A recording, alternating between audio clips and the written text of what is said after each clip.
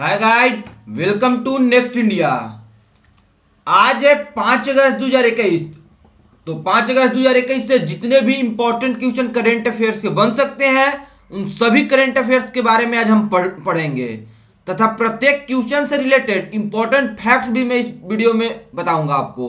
तो वीडियो को आप अंत तक ध्यान से देखिए। अंत में मैं आपसे क्वेश्चन भी पूछूंगा जिसका जवाब आपको कमेंट बॉक्स में देना है। यदि आप इस वीडियो का पीडीएफ फाइल पाना चाहते हैं तो आप हमारे टेलीग्राम चैनल को ज्वाइन कर ले।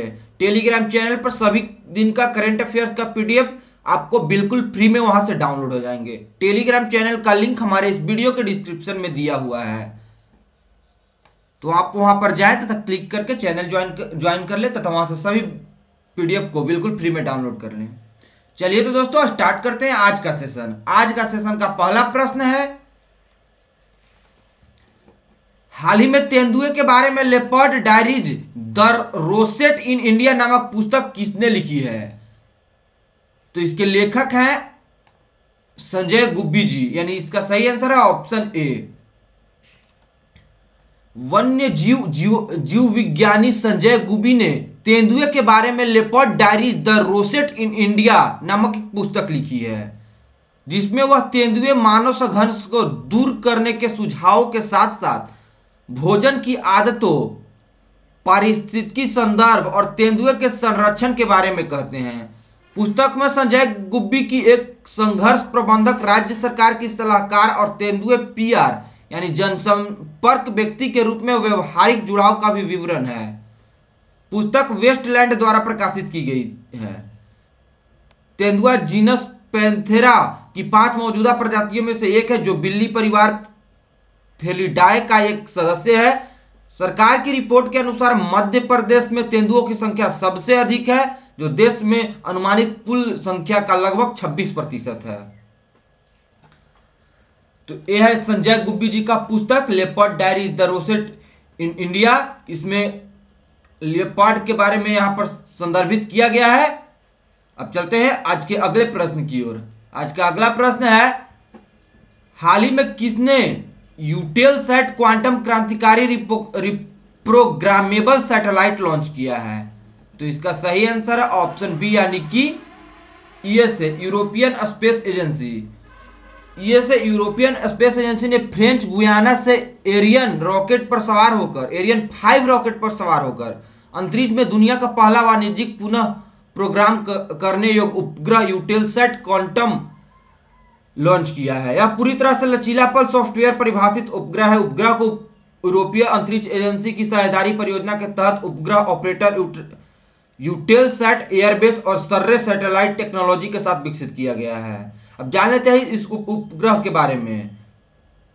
यूटेलसैट क्वांटम यूके की एक प्रमुख परियोजना है, जिसमें अधिकांश उपग्रह ब्रिटिश उद्योग द्वारा विकसित और निर्मित किए गए हैं। एयरबेस प्रमुख ठेकेदार और उपग्रह के अभिनव पेलोड के निर्माण के लिए जिम्मेदार था, जबकि सर्रे सैटेलाइट टेक्नोलॉजी लिमिटेड के नए प्लेटफॉर्म का निर्माण किया था। अभिनव चरण सरनी एंटीना समेत स्पेन में एयरबेस द्वारा विकसित किया गया था। अब यह बात हुई है ईएसए के बारे में, तो हम लोग ईएसए के बारे में जान लेते हैं। ईएसए यानी कि यूरोपियन स्पेस एजेंसी, यह एक इंटर गवर्नमेंटल एजेंसी है जिसका हेडक्वार्टर पेरिस में है तथा 30 मई 1975 को यूरोप में इसकी स्थापना की गई थी।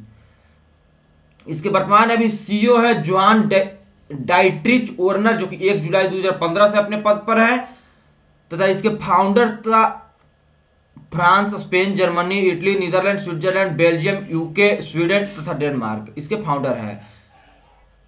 यूरोपीय अंतरिक्ष एजेंसी अंतरिक्ष की खोज के लिए समर्पित 22 यानी 22 सदस्यीय देशों का एक इंटर गवर्नमेंटल यानी अंतर सरकारी संगठन है। 1975 में स्थापित किया गया था। पेरिस में इसका मुख्यालय है अभी वर्तमान में। ईएसए के 2018 से लगभग 2200 कर्मचारी हैं और 2021 में लगभग $6.5 बिलियन का वार्षिक बजट है इसका। तो इतना बात हम लोग ईएसए के बारे में जान लिए। यह है ईएसए का लोगो। अब हम लोग चलते हैं आज के अगले प्रश्न की ओर। आज का अगला प्रश्न है, हाल ही में किस राज्य के ऑर्डिनेंस फैक्ट्री ने उच्च तकनीक और कम ध्वनि वाला हथियार त्रिची कार्बाइन लॉन्च किया है? तो इसका सही आंसर है ऑप्शन ए, यानी कि तमिलनाडु। तमिलनाडु के ऑर्डिनेंस फैक्ट्री तिरुचिरापल्ली ने हाल ही में उच्च तकनीक और कम ध्वनि वाला हथियार त्रिची कार्बाइन लॉन्च किया है। त्रिची ट्री और आई इसमें से, कार्बाइन सी आर, मतलब ट्राइका ट्री और कार्बा, मतलब उसमें से ट्री तथा कार्बा, इसे ट्राइका नाम दिया गया है। जो त्रिची असॉल्ट राफाइल का एक छोटा सा संस्करण है। इसका अनावरण ओएफटी के महाप्रबंधक संजय द्विवेदी भारतीय आयुध निर्माणी सेवा ने एक समारोह में दौरान किया है। ट्राइका की विशेषताएं क्या है? ट्राइका हम लोग बताए हैं कि ट्राइका यानी त्रिची कार्बाइन, पूरा इसका नाम है ट्राइका। त्रिची का शॉर्ट नेम में से ट्राई तथा कार्बाइन का शॉर्ट नेम में से का लिया गया है, ट्राइका इसका नाम दिया गया है। ट्राइका की विशेषता है कि ट्राइका का आकार इसका है 7.62 इंटू 39 mm पोर्टेबल हथियार कार्बाइन प्लेटफॉर्म पर लॉन्च किया गया है, मतलब इतना पोर्टेबल है यह। ट्राइका का वजन 3.17 किलोग्राम है और ट्राइका की रेंज है 150 से 175 मीटर। तो इतना बात हम लोग ट्राइका के बारे में जान लिए। अब यह बात हुई है तमिलनाडु के ऑर्डिनेंस फैक्ट्री तिरुचिरापल्ली के बारे में, तो हम लोग तमिलनाडु के बारे में भी जान लेते हैं। यह है भारतीय मैप में साउथ में स्थित एक राज्य तमिलनाडु। तमिलनाडु की राजधानी चेन्नई है तथा यहाँ का बनवारी लाल पुरोहित जी गवर्नर है। यहाँ पर चीफ मिनिस्टर है एम.के. स्टालिन जी तथा 39 लोकसभा सीटें, 18 राज्यसभा सीटें तथा 234 यहाँ पर विधानसभा सीटें हैं। यहाँ का मुख्य नेशनल पार्क है Mudumalai national park, Anamalai national park, जिसे इंदिरा गांधी नेशनल पार्क के नाम से भी जाना जाता है। अब चलते हैं आज के अगले प्रश्न की ओर। आज का अगला प्रश्न है, हाल ही में आईएएफ ने राफेल विमान के दूसरे स्क्वाड्रन को किस राज्य के एयरबेस में शामिल किया है? तो इसका सही आंसर है ऑप्शन बी, यानी कि पश्चिम बंगाल। भारतीय वायुसेना ने औपचारिक रूप से पूर्वी वायु कमान यानी ईएसी में पश्चिम बंगाल के हासीमारा एयरबेस में राफेल जेट के दूसरे स्क्वाड्रन को शामिल किया है। इस कार्यक्रम में राफेल के हासीमारा में आगमन की शुरुआत के लिए एक फ्लाइट पास्ट को शामिल किया। इस कार्यक्रम में राफेल के हासीमारा के आगमन की शुरुआत के लिए एक फ्लाइट पास्ट शामिल था। इसके बाद पारंपरिक जल तोप की सलामी दी गई। 101 स्क्वाड्रन और गौरवशाली इतिहास को याद करते हुए जिसने उसे falcon of Chhamb and Akhnoor की उपाधि दी। भदौरिया ने कर्मियों से अपने उत्साह और प्रतिबद्धता को नए शामिल किए गए प्लेटफॉर्म की बेजोड़ क्षमता के साथ जोड़ने का आग्रह किया है। अब जान लेते हैं इस राफेल जेट के बारे में। फ्रांसीसी एरोस्पेस प्रमुख दसॉल्ट एविएशन द्वारा निर्मित बहुभूमिका वाले राफेल जेट हवाई श्रेष्ठता और सटीक हमलों के लिए जाने जाते हैं। यूरोपियन मिसाइल निर्माता एमबीडीए का उल्का दृश्य सीमा से परे यानी मीटियोर बियॉन्ड विजुअल रेंज हवा से हवा में मार करने वाली मिसाइल और SCALP cruise missile Rafale jet के हथियार पैकेज का मुख्य आधार होगा। राफेल पहले भी आ चुका था, बाद में भी पहले अंबाला एयरबेस में इसमें शामिल किया गया था, अब इसे हासीमारा एयरबेस में शामिल किया है जो कि पश्चिम बंगाल में है। अब जान लेते हैं आईएएफ के बारे में। आईएएफ यानी इंडियन एयरफोर्स। भारतीय वायुसेना भारतीय सशस्त्र बलों की वायुसेना इसके कर्मियों और विमान संपत्तियों को पूरक दुनिया की वायुसेना में चौथे स्थान पर है। इसका प्रारंभिक मिशन भारतीय हवाई क्षेत्र को सुरक्षित करना और सशस्त्र संघर्ष के दौरान हवाई युद्ध करना है। यह आधिकारिक तौर पर 8 अक्टूबर 1932 को ब्रिटिश साम्राज्य की एक सहायक वायुसेना के रूप में स्थापित किया गया था, जिसने द्वितीय विश्व युद्ध के दौरान भारत की विमानन सेवा को उपसर्ग रॉयल के साथ सम्मानित किया था। 1947 में यूनाइटेड किंगडम से भारत को स्वतंत्रता मिलने के बाद रॉयल इंडियन एयरफोर्स नाम रखा गया और डोमिनियन ऑफ इंडिया के नाम पर यह रखा गया। 1950 में सरकार के एक गणराज्य के संक्रमण के साथ उपसर्ग रॉयल को हटा दिया गया था। प्रतिवर्ष 8 अक्टूबर को भारतीय वायुसेना के दिवस में मनाया जाता है। इसका हेडक्वार्टर न्यू दिल्ली में। यह 8 अक्टूबर को क्यों मनाया जाता है? क्योंकि 8 अक्टूबर 1932 को इसकी स्थापना हुई थी।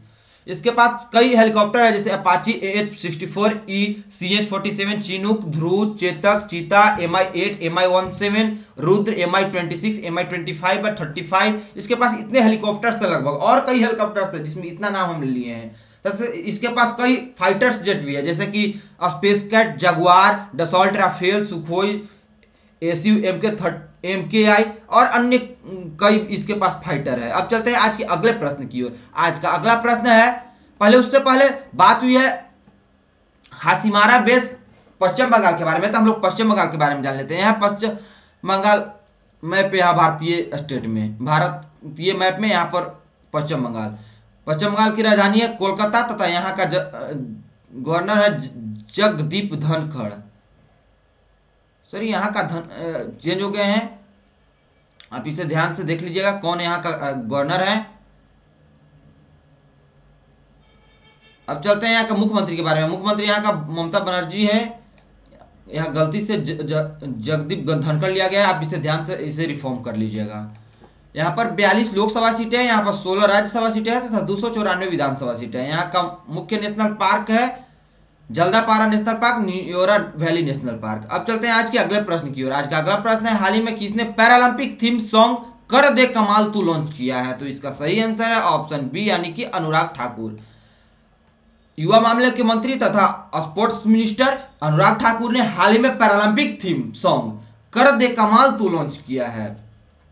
यह इमेज में केंद्रीय युवा मामले और खेल मंत्री अनुराग सिंह ठाकुर ने हाल ही में नई दिल्ली में भारतीय पैरालंपिक दल के लिए थीम सॉन्ग का शुभारंभ किया है। गाने का नाम तो हमने बता ही दिया कि नाम है कर दे कमाल तू। गाने के संगीतकार और गायक संजीव सिंह जी हैं, जो लखनऊ के एक दिव्यांग क्रिकेट खिलाड़ी हैं। 24 अगस्त 2021 से टोक्यो में शुरू होने वाले पैरालंपिक खेलों में 9 खेल अनुशासन के 54 पैरा खिलाड़ी भाग ले रहे हैं। अब चलते हैं अगले प्रश्न की ओर। आज का अगला प्रश्न है, हाल ही में किसने माई ओन मैजा मझगांव नामक एक नई किताब लिखी है? तो यह किसने यह किताब लिखी है? तो इसका सही आंसर है ऑप्शन है यानी कैप्टन रमेश बाबू। कैप्टन रमेश बाबू ने हाल ही में माई ओन मझगांव नामक एक नई पुस्तक लिखी है। इंडस सोर्स बुक्स द्वारा प्रकाशित पुस्तक में मझगांव द्वीप के इतिहास और कहानी को दर्शाया गया है, जो बॉम्बे के रूप में एक इकाई में विलय हो गया था। पुस्तक का विमोचक वाइस एडमायरल और R Hari Kumar, flag officer commanding in chief पश्चिम नौसेना कमान वाइस एडमिरल नारायण प्रसाद, जो कि सेनानिवृत्त हैं, CMD Mazagon Dock Ship Builders Limited द्वारा संयुक्त रूप से किया जाएगा। पुस्तक मझगांव के भूले हुए इतिहास को फिर से खोजती है और मझगांव या माई ओन विलेज की पहचान की पुनर्जीवित करती है। अब चलिए चलते हैं आज के अगले प्रश्न की ओर। आज का अगला प्रश्न है, हाल ही में भारत सरकार ने फाइनेंशियल ईयर 22 में मुद्रा ऋण लक्ष्य को घटाकर कितना कर दिया है? तो इसका सही आंसर है ऑप्शन बी यानी कि 3 ट्रिलियन रुपए। सरकार ने 2021-22 के लिए पीएम मुद्रा योजना के तहत ऋण वितरण लक्ष्य 3 ट्रिलियन रुपए निर्धारित किया है। यह लक्ष्य पिछले वर्ष की तुलना में कम है। 2021 के लिए मतलब फाइनेंशियल ईयर 2021 के लिए लक्ष्य 3.21 ट्रिलियन रुपए निर्धारित किया गया था, लेकिन इसे कम करके 3 ट्रिलियन कर दिया गया है। अब बात हुई है पीएमएमवाई यानी प्रधानमंत्री मुद्रा योजना के बारे में, तो हम लोग इस योजना के बारे में जान लेते हैं। प्रधानमंत्री मुद्रा योजना गैर बैंकीय वित्तीय कंपनियों और सूक्ष्म वित्त संस्थानों द्वारा गैर कृत्रिम क्षेत्र में छोटे सूक्ष्म व्यापार उद्यमों और व्यक्तियों को संपार्श्विक मुक्त ऋण देने की एक योजना है। उन्हें अपनी व्यावसायिक गतिविधियों को स्थापित करने या विस्तारित करने और स्वरोजगार उत्पन्न करना है। ऋण की अधिकतम सीमा 10 लाख रुपीज है। मुद्रा का मतलब micro unit development and refinance agency limited है। तो इतना बात हम लोग प्रधानमंत्री मुद्रा योजना के बारे में भी जान लिए। अब चलते हैं आज के अगले प्रश्न की ओर। आज का अगला प्रश्न है, हाल ही में केटू पर चढ़ने वाले दुनिया के सबसे कम उम्र के पर्वतारोही कौन बने हैं? तो इसका सही आंसर है ऑप्शन ए शेहरोज काशिफ। शेहरोज काशिफ जो कि लाहौर के हैं, पाकिस्तान के लाहौर के, इन्होंने यह इमेज में शेहरोज काशिफ यह केटू पर चढ़ने वाले दुनिया के सबसे कम उम्र के पर्वतारोही बन गए हैं। 19 वर्षीय पाकिस्तानी पर्वतारोही शेहरोज काशिफ दुनिया की दूसरी सबसे ऊंची चोटी केटू के शिखर पर पहुंचने वाले दुनिया का सबसे कम उम्र के व्यक्ति बन गए हैं। लाहौर के शेहरोज काशिफ ने बोतल बंद ऑक्सीजन की मदद से 8611 मीटर ऊंची चोटी की फतह करने की उपलब्धि हासिल की। काशिफ से पहले महान पर्वतारोही मोहम्मद अली सतपारा के बेटे साजिद सतपारा 20 साल की उम्र में केटू पर चढ़ने वाले सबसे कम उम्र के व्यक्ति थे। काशिफ ने 17 साल की उम्र में दुनिया के 12वें सबसे ऊंचे पर्वत 8047 मीटर चौड़ी चोटी को भी फतह किया था। इस साल मई में वह माउंट एवरेस्ट को फतह करने वाले सबसे कम उम्र के पाकिस्तानी बने हुए हैं। पाकिस्तान, नेपाल और चीन दुनिया के 14 सबसे ऊंची चोटियों पर का घर है, जिसे 8000 के रूप में भी जाना जाता है। केटू और नंगा पर्वत सहित 5-8 हजार मीटर की चोटियां पाकिस्तान में हैं। बात हुई है शहरोज कासिफ के बारे में, तो इनके बारे में जान लेते हैं। शहरोज कासिफ एक पाकिस्तानी माउंटेनर है जो कि हाल ही में केटू जो कि सेकंड हाईएस्ट पीक है वर्ल्ड में, इस पर 27 जुलाई को 8-10 में पहुंचे हैं, जो कि विश्व के सबसे कम उम्र दराज के पर्वतारोही बन गए हैं चढ़ने वाले। केटू के बारे में बात हुई तो केटू के बारे में हम लोग बात जान लेते हैं। केटू समुद्र तल से 8611 मीटर यानी 28,251 फीट ऊपर, माउंट एवरेस्ट 8,849 मीटर जो कि 29,032 फीट के बाद पृथ्वी का दूसरा सबसे ऊंचा पर्वत है। यह काराकोरम रेंज में स्थित है, कुछ हद तक पाकिस्तान प्रशासित कश्मीर के गिलगित बाल्टिस्तान क्षेत्र में है और कश्मीर क्षेत्र के चीन प्रशासित क्षेत्र में जियाजिंग के टैक्सोगर्न ताजिक स्वायत्त काउंटिंग में शामिल है। अब बात हुई है पाकिस्तान के एक शहरोज कासिफ जी है, तो पाकिस्तान के बारे में हम लोग जान लेते हैं।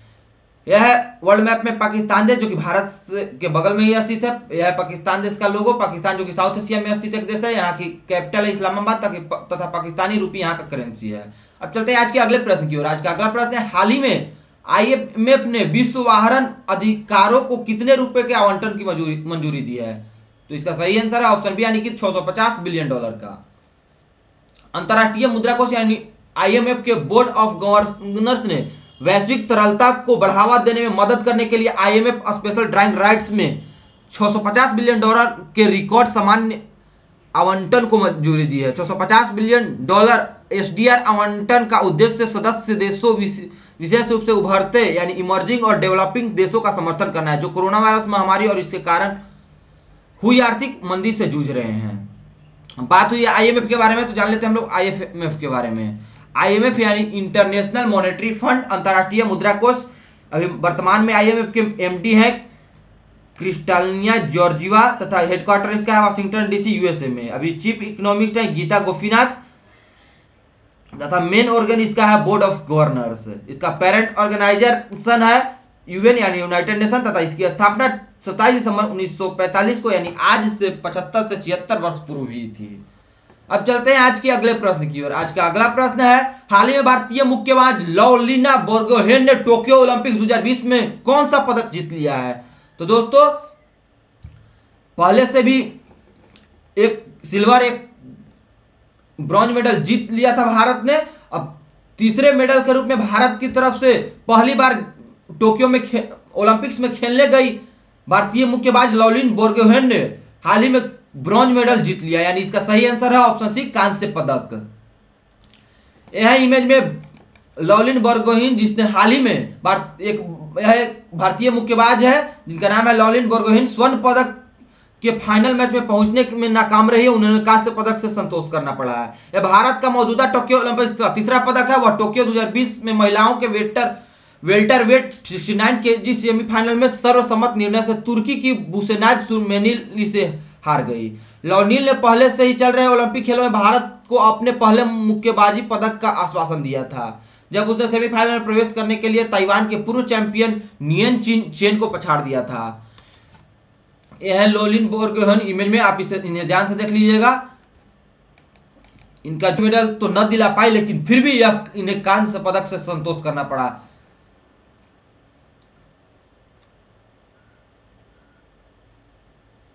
यह बात हुई है लवलीना बोर्गोहेन के बारे में, तो इनके बारे में जान लेते हैं। 2 अक्टूबर 1997 को इनका जन्म होता है, यानी यह 23 वर्ष के युवा खिलाड़ी हैं। इनका हाइट है 1.69 मीटर तथा टोक्यो 2020 में इनको ओलंपिक खेल में के चैंपियनशिप है। यह एक वोमेन्स एमेच्योर बॉक्सिंग है, यानी बॉक्सर है, बॉक्सिंग का खेल जानते हैं। अब चलिए चलते हैं अगले प्रश्न की ओर। आज का अगला प्रश्न है, हाल ही में RBI ने किस बैंक को एजेंसी बैंक के रूप में सूचीबद्ध किया है? तो इसका सही आंसर है ऑप्शन बी, यानी इंडसइंड बैंक। इंडसइंड बैंक को भारतीय रिजर्व बैंक द्वारा एजेंसी बैंक के रूप में कार्य करने के लिए सूचीबद्ध किया गया है। एक एजेंसी बैंक के रूप में इंडसइंड सरकार के नेतृत्व करने वाले प्रकार के व्यवसायियों से संबंधित लेन देन करने के लिए पात्र हो जाता है। यह निर्णय आरबीआई के निर्देशानुसार पर आधारित है, जो सरकार कारोबार के संचालन के लिए अनुसूचित निजी क्षेत्र के बैंकों को नियामक के एजेंसी के बैंकों के रूप में अधिकृत करता है। अब बात हुई है इंडसइंड बैंक के बारे में, तो हम लोग इंडसइंड बैंक के बारे में जान लेते हैं। इंडसइंड बैंक भारत के कार्यरत निजी क्षेत्र का एक बैंक है। बैंक की स्थापना 1994 में हुई थी। इसका मुख्यालय पुणे में स्थित है। इसके वर्तमान में सीईओ है सुमंत कठपालिया तथा इसके संस्थापक एसपी हिंदुजा हैं। इसकी स्थापना अप्रैल 1994 में हुई थी तथा इस बैंक के मालिक है हिंदुजा ग्रुप। अब चलते हैं आरबीआई के बारे में। बात हुई तो आरबीआई के बारे में जान लेते हैं। आरबीआई जो कि भारतीय रिजर्व बैंक के रूप में जाना जाता है। यह आरबीआई भारत का केंद्रीय बैंक है। यह भारत के सभी बैंकों का संचालक है। भारतीय रिजर्व बैंक की अर्थव्यवस्था को नियंत्रित करता है यह बैंक। इस बैंक के संस्थापक थे डॉक्टर भीमराव अंबेडकर, जिनका जन्म जो कि स्थापना किए थे 1 अप्रैल 1935 को ब्रिटिश राज में ही कोलकाता में। अभी वर्तमान में इसका मुख्यालय मुंबई में है तथा इसके 25वें गवर्नर के रूप में शक्तिकांत जी पदस्थापित है। यह है आरबीआई के लोगो। आरबीआई का न्यूज प्रतिदिन लगभग आ ही जाता है। आरबीआई पर डे या 2 रोज बीच करके लगभग किसी न किसी बैंक पर मौद्रिक जुर्माना लगाते रह रहा है। पिछले ही जन लक्ष्मी कोऑपरेटिव बैंक पर 50.35 लाख रुपए का जुर्माना लगाया है परसों के दिन, तथा उससे 2 रोज पहले एक्सिस बैंक पर 5 करोड़ रुपए का जुर्माना लगाया था। यह मौद्रिक जुर्माना तथा बैंक का लाइसेंस रद्द, मतलब हमेशा ही किसी उससे 10 से 15 दिन पहले 14 बैंकों पर आरबीआई ने मौद्रिक जुर्माना लगाया था, तथा यह आरबीआई बैंक किसी न किसी बैंक का हमेशा लाइसेंस रद्द ही कर रहा है। तो आप इस न्यूज को हमेशा ध्यान में रखिएगा। आरबीआई जल्दी सीबीडीसी लॉन्च करने वाला है। सीबीडीसी यानी सेंट्रल बैंक डिजिटल करेंसी। आप इसे ध्यान में रखिएगा क्योंकि सीबीडीसी यदि भविष्य में लॉन्च हो जाएगा तो सीबीडीसी रुपया की जगह ई रुपया चलने लगेगा। तो आप बहुत ही डिजिटल हो जाएंगे। आप इसे ध्यान में रखिएगा। अब चलते हैं आज के अगले प्रश्न की ओर। आज का अगला प्रश्न है, हाल ही में जारी 2021 की फॉर्च्यून ग्लोबल रिपोर्ट 500 सूची में कितने भारतीय कंपनियां शामिल है? तो इसका सही आंसर है ऑप्शन ए यानी कि 7 कंपनियां। 2021 फॉर्च्यून की ग्लोबल 500 सूची में भारतीय 7 कंपनियां को जगह मिली है। फॉर्च्यून ग्लोबल 500 वैश्विक स्तर पर शीर्ष 500 उद्यमों की वार्षिक रैंकिंग है, जैसा कि व्यावसायिक राजस्व द्वारा मापा जाता है। मुकेश अंबानी की अगुवाई वाला रिलायंस इंडस्ट्री लिमिटेड लगभग $63 बिलियन के राजस्व के साथ राजस्व के मामले में सूची में सर्वोच्च रैंक वाली भारतीय कंपनी है। इसके वैश्विक स्तर पर 155वें स्थान पर रखा गया है। सूची में कंपनियां भारत की कौन कौन से है? 7 कंपनियां। पहले नंबर पर रिलायंस इंडस्ट्री, दूसरे पर भारतीय स्टेट बैंक, तीसरे पर इंडियन ऑयल, चौथे नंबर पर तेल और प्राकृतिक गैस यानी ओएनजी, राजेश एक्सपोर्ट 5वें नंबर पर, छठे पर टाटा मोटर्स तथा भारत पेट्रोलियम 7वें नंबर पर है यानी, तथा पूरे विश्व में 155वें नंबर पर है। तथा इन सभी का रैंकिंग्स दिया गया विश्व में कि कौन के स्थान पर है।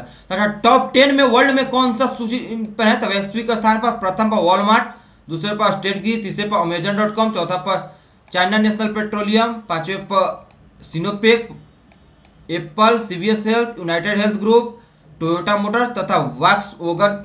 यह टॉप 10 वैश्विक कंपनियां में शामिल हुई है इस 500 लिस्ट में।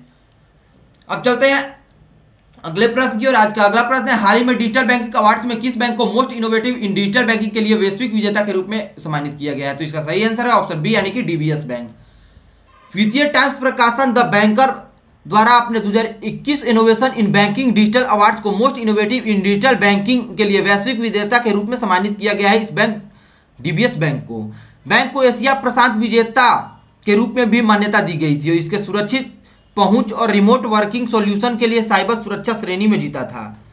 अब बात हुई है डीबीएस बैंक के बारे में, तो जान लेते हैं डीबीएस बैंक। डीबीएस बैंक एक सिंगापुर के मल्टीनेशनल बैंक है जो कि फाइनेंशियल सर्विस कॉर्पोरेशन भी एक बैंक है। इसका हेडक्वार्टर मरीना बे सिंगापुर में है। इस बैंक का नाम 21 जुलाई 2003 को के पहले इस बैंक का नाम हुआ करता था global and development bank of Singapore, तथा 21 जुलाई 2003 के बाद इस बैंक को विकास होने के बाद डीबीएस बैंक के रूप में इसे जाने लगा। इस बैंक के अभी वर्तमान हेडक्वार्टर सिंगापुर में है तथा वर्तमान सीईओ है पीयूष गुप्ता जी, जो कि 9 नवंबर 2009 से हैं, तथा इसके वर्तमान में रिवेन्यू है 1450 करोड़ रुपए सिंगापुरी डॉलर, जो कि 2019 के अनुसार है यह। अब चलते हैं आज के अगले प्रश्न की ओर। आज का अगला प्रश्न है, हाल ही में एलआईसी के नए प्रबंध निदेशक यानी एमडी किसे नियुक्त किया गया है? तो इसका सही आंसर है ऑप्शन बी यानी मिनी आईपे को। यह इमेज में मिनी आईपे ने हाल ही में एलआईसी के नए एमडी के रूप में कार्यभार दिया गया है। आईपे वाणिज्य में स्नातकोत्तर यानी पोस्ट ग्रेजुएट हैं और 1986 में सीधे भर्ती यानी डायरेक्ट रिक्रूटमेंट ऑफिसर के रूप में एलआईसी के रूप में शामिल हुई थी। उन्हें एलआईसी के विभिन्न क्षमताओं के काम करने का विविध अनुभव है। एलआईसी भारत का दूसरा सबसे बड़ा वित्तीय सेवा संस्थान है जिसका बैलेंस शीट 21 लाख करोड़ रुपए है, जो देश के सबसे बड़े भारतीय स्टेट बैंक के बाद है जिसका संपत्ति 39.51 लाख करोड़ रुपए है। बात हुई एलआईसी के बारे में, तो हम लोग एलआईसी के बारे में जान लेते हैं। एलआईसी यानी लाइफ इंश्योरेंस कॉर्पोरेशन एक इंडियन इंश्योरेंस कंपनी है जो इसका फाउंडर है गवर्नमेंट ऑफ इंडिया। वर्तमान में इसके चेयरपर्सन एम कुमार जी हैं तथा इसका हेडक्वार्टर मुंबई में है। इसकी स्थापना 1 सितंबर 1956 को हुई थी। इतना बात हम लोग एलआईसी के बारे में जान लिए हैं। अब चलते हैं आज के अगले प्रश्न और आज का अंतिम प्रश्न की ओर। आज का अंतिम प्रश्न है, हाल ही में जारी QS best student cities ranking में क्रमशः मुंबई और बेंगलुरु का स्थान क्या है? तो QS best student cities ranking में मुंबई और बेंगलुरु का स्थान है ऑप्शन ए इसका सही जवाब है, यानी कि 106वें तथा 110वें स्थान इस रैंकिंग में है। मुंबई और बेंगलुरु वैश्विक शीर्ष के सूची से बाहर है, टॉप 100 के सूची से बाहर है और वर्तमान में QS best student series ranking के नवीनतम संस्करण के क्रमशः 106वें और 110वें स्थान पर हैं। वैश्विक उच्च शिक्षा विश्लेषकों क्यूएस कुरारेली सिमंड्स द्वारा लाई गई रैंकिंग के 9वें स्थान में मुंबई को 29 स्थान का नुकसान हुआ, जबकि बेंगलुरु 21 स्थान नीचे गिर गया है। अब जान लेते हैं क्यूएस रैंक वाले शहरों के बारे में। क्यूएस कम से कम 2,50,000 की आबादी वाले शहरों को रैंक करता है। कम से कम 2 विश्वविद्यालय को क्यूएस वर्ल्ड यूनिवर्सिटी रैंकिंग में रखता है। रैंकिंग संभावित और पूर्व छात्रों दोनों की भावनाओं में एक शक्तिशाली लेंस प्रदान करती है, जिसमें 95,000 से अधिक सर्वेक्षण प्रतिक्रियाएं वांछनीयता और छात्र दृश्य यानी पूर्व छात्र इंडेक्स में योगदान करती है। अब चलते हैं कल के वीडियो के अंतिम क्वेश्चन की ओर। कल के वीडियो का अंतिम क्वेश्चन था, तमिलनाडु में आयोजित भारत केसरी कुश्ती दंगल 2021 किसने जीता है? तो इसका सही आंसर है ऑप्शन सी यानी कि लभांशु शर्मा। दोस्तों यहाँ पर डे एक क्वेश्चन दिया जाता है जिसका जवाब आपको कमेंट बॉक्स में देना होता है तथा उसका जवाब अगले दिन बताया जाता है। अब आपके लिए आज का प्रश्न है, हाल ही में पूरे देश में मुस्लिम महिला अधिकार दिवस किस तारीख को मनाया गया है? तो किस तारीख को मनाया गया है आप इसका जवाब कमेंट बॉक्स में जरूर लिखें तथा क्यों यह मनाया जाता है इसके बारे में भी आप लिखें। किस दिवस के अवसर पर यह मनाया जाता है इसके बारे में भी लिखें। यदि आप हमारे चैनल पर नए हैं और यदि वीडियो हमारा अच्छा लगे तभी हमारे चैनल को सब्सक्राइब करें। यह हमारा नेक्स्ट इंडिया नाम का यूट्यूब चैनल, आप इसे वीडियो अच्छा लगे तभी हमारे चैनल को सब्सक्राइब करें। आप हमें फेसबुक, इंस्टाग्राम, टेलीग्राम, ट्विटर सभी जगह फॉलो कर सकते हैं। हमारी इस वीडियो का पीडीएफ फाइल पाने के लिए आप हमारे टेलीग्राम चैनल को जरूर ज्वाइन कर ले। टेलीग्राम चैनल पर आपको बिल्कुल फ्री में सभी पीडीएफ मिल जाएंगे। चलिए तो दोस्तों, वीडियो को अंत तक देखने के लिए आप सभी को बहुत बहुत धन्यवाद। मिलते हैं अगले वीडियो में, तब तक आप पढ़ते रहें, मुस्कुराते रहें, बड़ों का सम्मान करें, छोटों को प्यार दें, अपना व्यक्तित्व इस प्रकार से विकसित करें ताकि लोग, खास करके महिलाएं, आपके साथ सुरक्षित महसूस करें। धन्यवाद।